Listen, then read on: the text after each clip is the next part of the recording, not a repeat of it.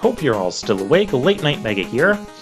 Last time we took on 2 of these Doc Robot Master stages, and now it's time to take on the other ones. Now, next up, Gemini Man, going in the reverse order of how we took the original stages. And this first section of Gemini Man's, you'll notice that these guys have changed to blue. They don't do any more damage or anything. It's actually a great place for Magnet Missile, though you will run out. So feel free to switch to Shadow Blade, or even just Buster is fine through most of this. Although if you get enough pickups, you might not end up running out of Magnet Missile. Or now we might not. It's actually kind of a lengthy section,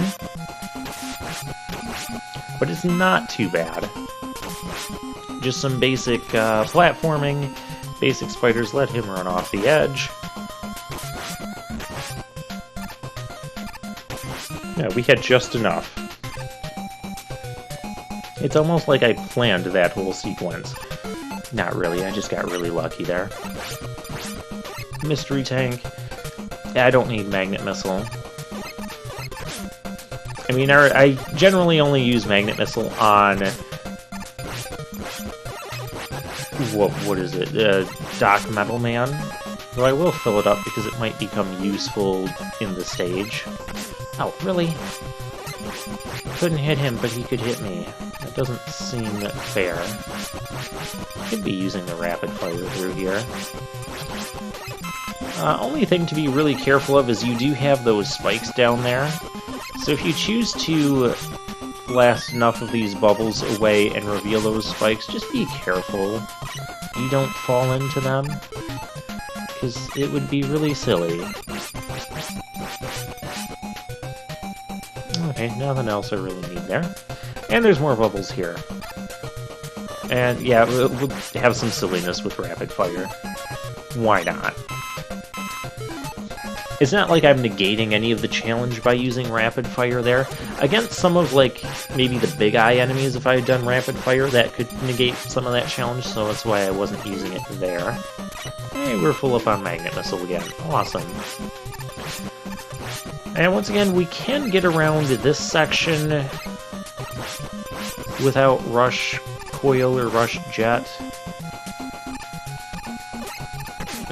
Yeah, see, they don't do 1 damage. They do 1 bar of damage. You could just do something like that. That's not typically how I get around that. I usually leave that second row active, but I kind of took out the whole second row, so instead I just left the first row active, so I had a little platform to give myself a little boost. And we're at the first boss already. Who's it going to be? Who's it going to be? It's Doc Flashman. This one I do know both the weaknesses. Weak to Gemini Laser and Needle Cannon. Needle is actually easier to hit him with because if Gemini Laser starts reflecting and bouncing all over the screen, you might not hit him and it might cost you some time and some damage. Now here's a spot where you could potentially, if for whatever reason you don't have any Rush Coil or Rush Jet, you could end up soft-locking the game and having to restart the game because you don't have weapon energy. But we're a competent Mega Man player, so we have weapon energy. There's very few instances of that happening in the mainstream Mega Man games, but that is one instance. And we have a Rush Marine section, so we may as well use Rush Marine.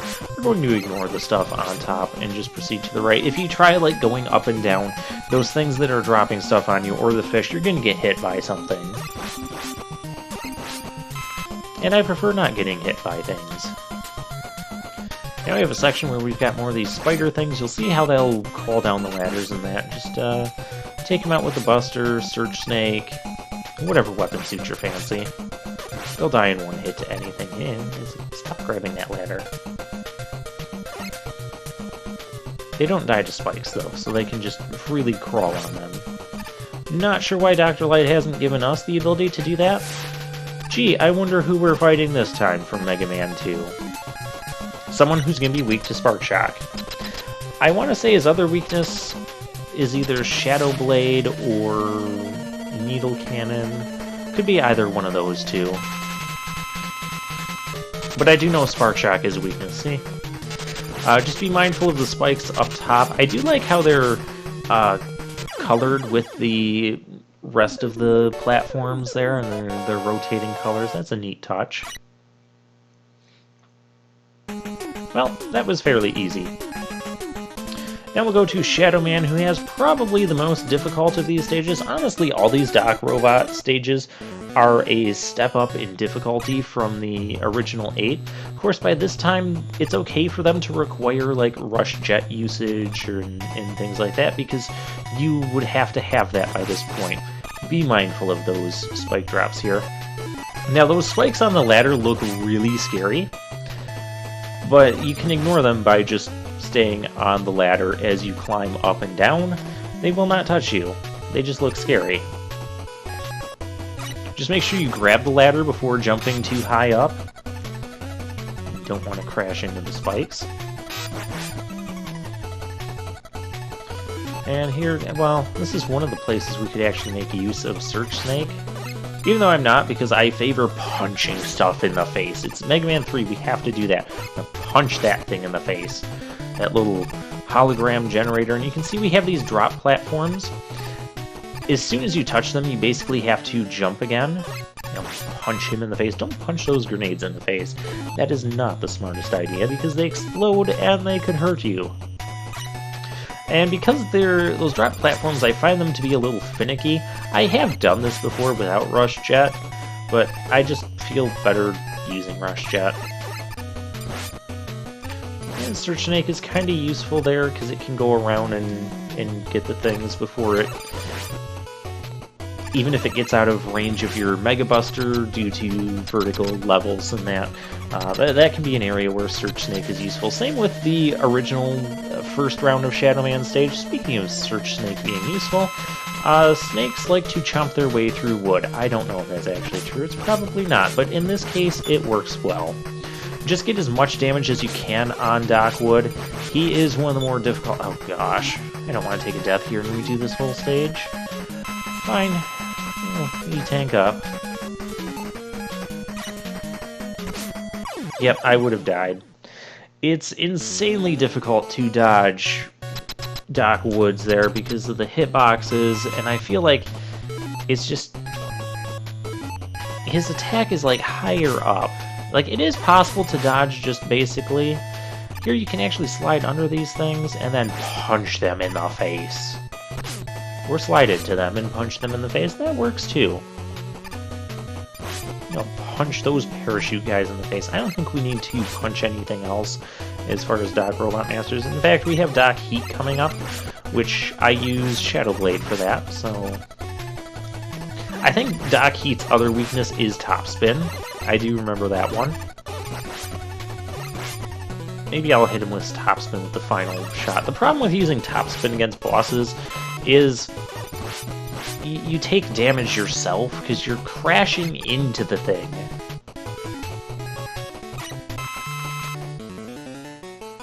We'll fill up Hard Knuckles so we can punch this guy in the face and maybe punch these in how.